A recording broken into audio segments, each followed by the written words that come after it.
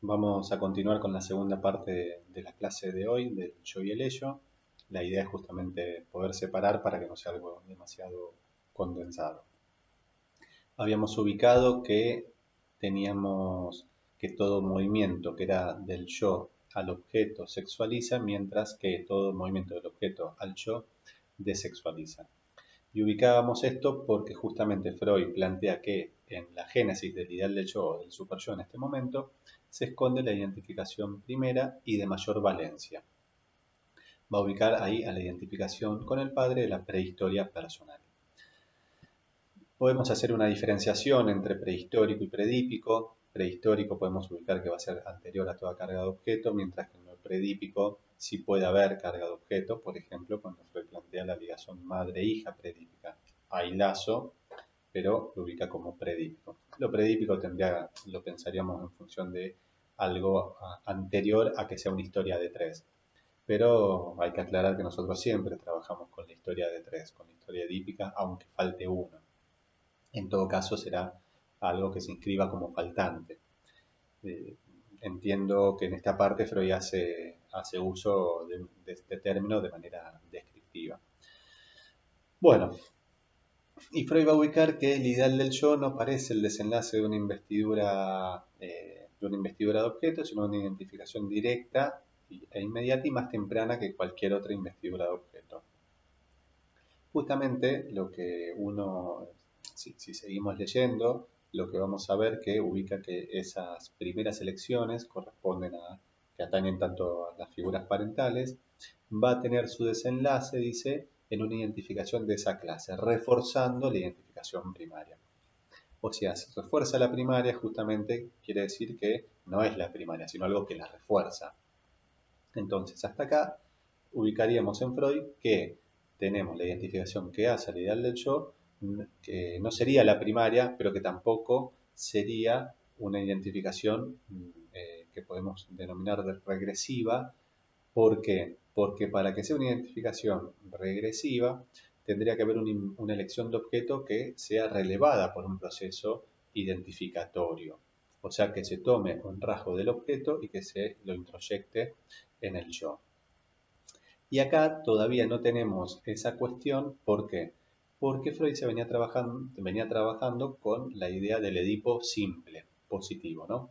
Y por eso acá se ve en la necesidad de aclarar que el Edipo siempre es un entramado más complejo, donde no solo se trata de deseo erótico hacia uno de los progenitores y odio hacia el otro, sino que es, vamos a decirlo así, amor y odio hacia el padre, amor y odio hacia la madre. Entonces, recién a partir de que Freud presenta el complejo de Edipo completo, puede entenderse que esta identificación que hace al sepultamiento del complejo de Edipo es una identificación regresiva que refuerza la identificación primaria, porque recién a partir de ahí se cumple el requisito de que ante una pérdida de objeto se toma un rasgo para identificarse. Pérdida de objeto en el sentido de pérdida como objeto de amor, o sea, algo de ese lazo se pierde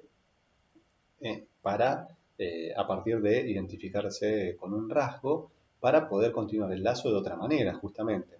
Nosotros hemos visto que en el seminario que el lazo hacia las figuras parentales no es que se suspende, sino que prosigue, pero ahora podríamos decir desde la corriente tierna. La corriente sensual va a ser reservada para otros objetos. Entonces, acá tenemos el requisito que Freud venía planteando en escritos anteriores, como en Psicología de las Masas y Análisis del Yo. Por eso no se trata de una pérdida que se tuvo que morir o algo por el estilo necesariamente, sino que es una pérdida en tanto algo de ese lazo con el objeto de amor se ve perdido, y a partir de ahí es que hay introyección de un rasgo de ese objeto para inscribir eso perdido como perdido y poder seguir invistiéndolo desde la corriente tierna, reservando la corriente sensual para otro objeto. Esto, por supuesto, describiéndolo en una situación ideal, podríamos decir. Hemos visto en el seminario ya los avatares entre el amor y el deseo, con lo cual puede haber que haya una fijación de manera tal de que las figuras incestuosas sigan siendo investidas desde lo inconsciente y eso derive, por ejemplo, en la imposibilidad realizar un acto sexual y demás.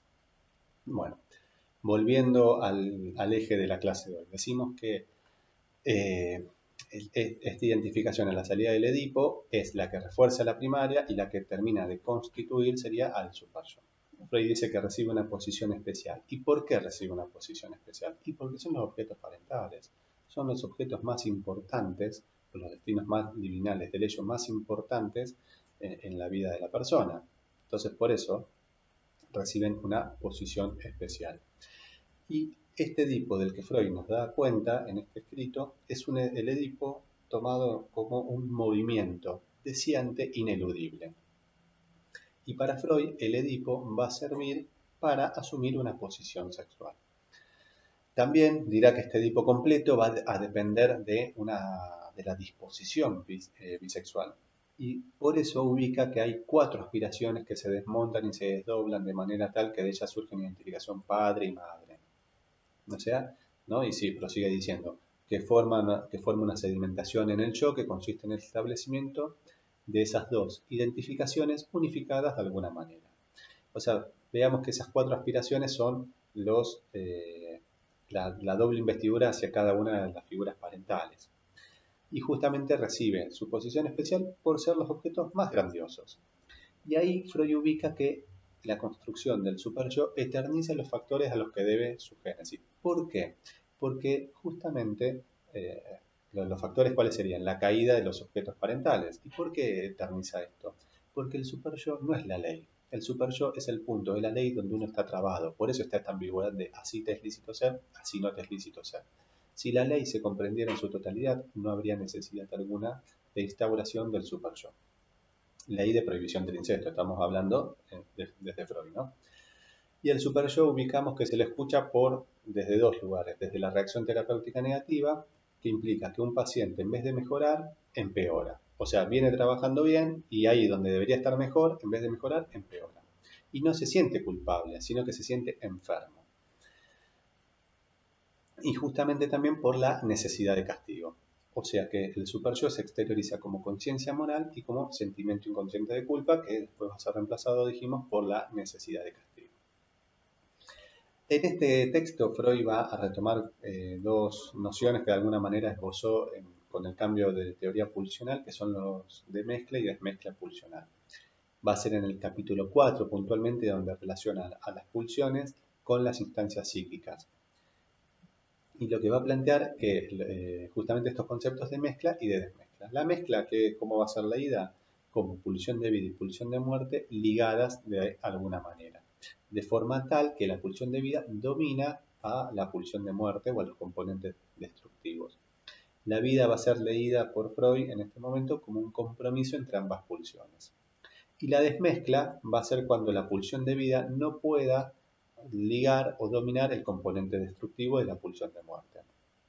Sería cuando hay desmezcla, hay repetición sin elaboración. Repasando lo que situamos también en la clase pasada, tenemos a la pulsión de vida, que va a ser la pulsión sexual en sus diferentes formas, o sea, pulsión sexual de meta inhibida, pulsión sexual de meta no inhibida y pulsión sexual sublimada. También va a incluir a la pulsión choica o de autoconservación. Por el lado de la pulsión de muerte, lo que va a ubicar de alguna forma es que no es una pulsión en sí misma, sino que va a ser pensado más como un límite a la pulsión de vida, ¿no? Se apoya fuertemente en la compulsión de repetición, por eso lo situamos al inicio en el video anterior, y busca apoyatura también en la biología, como también vimos la clase pasada. Pensemos la pulsión de muerte como un límite a lo discursivo. Como veíamos la vez pasada, el organismo muere si no se relaciona con otros, ¿está? Si no puede enlazar. Iba a plantear que un posible ejemplo de la pulsión de muerte sería el sadismo devenido autónomo como perversión, ubicando que mejor dicho, que la pulsión de muerte son mudas, actúa de manera muda, mientras que todo el revuelto surge de la pulsión de la vida. Lo interesante del término mudo o mudas es que no solo remite a que no puede hablar, sino también hay una acepción o una referencia a que es algo silencioso cuando debería hablar o hacer algún ruido. ¿Está? O sea, debería hablar o hacer algún ruido, pero justamente por eso lo ubicamos como un límite a la pulsión de vida. Todo el alboroto parte de la pulsión de vida. Otra forma de decir algo que ya dijimos es que toda regresión va a producir desexualización, posiblemente lleve a una desmezcla, y que el progreso siempre hará una mezcla, ¿no? Esto lo decíamos en términos de que todo movimiento del yo al objeto sexualiza y todo movimiento del objeto hacia el yo desexualiza.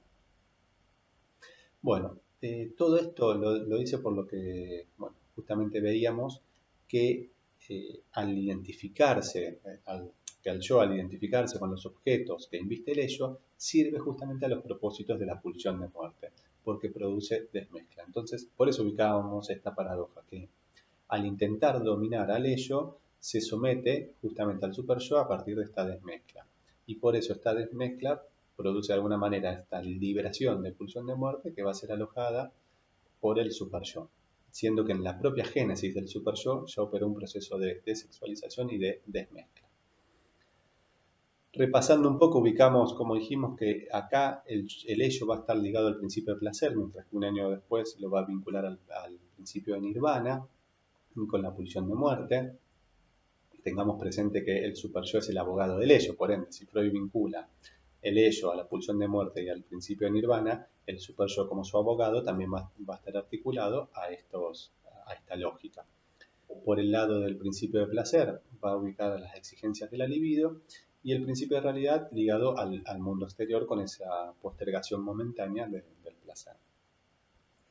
En este texto lo que vamos a poder ubicar que el ligar psíquicamente va a estar, podemos pensarlo a partir de establecer relaciones en sentido discursivo, o sea, y si no se liga se repite compulsivamente.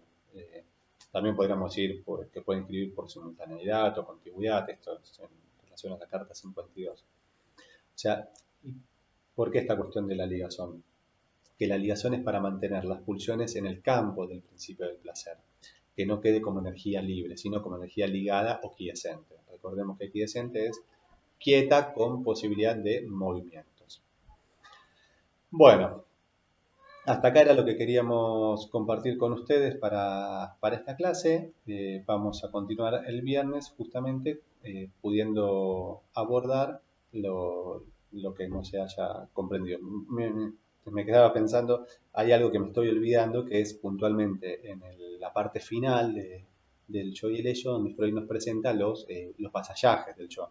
De alguna manera, acá en este escrito, el yo queda como presentado de manera un tanto débil, podríamos ubicar, ¿no? Como sometido continuamente a distintas servidumbres.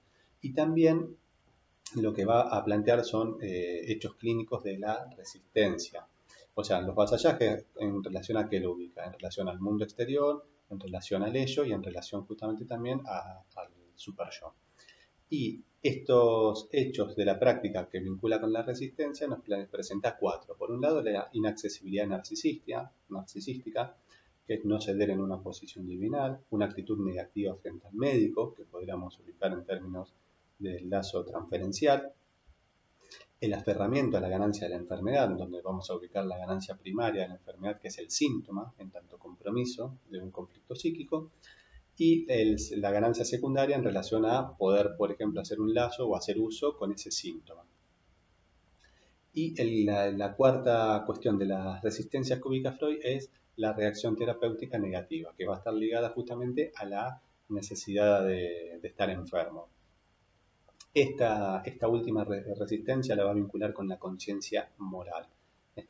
Se trata de un sentimiento inconsciente de culpa que encuentra su satisfacción en el estar enfermo y no quiere renunciar justamente a este castigo de padecer. La cuestión es que no se siente culpable la persona, sino que se siente enfermo. Y como dijimos, un año después lo sustituye por la necesidad de castigo. Bueno, ahora sí, me estaba olvidando de situar esta cuestión y seguimos trabajando el viernes en la clase. Muchas gracias, saludos.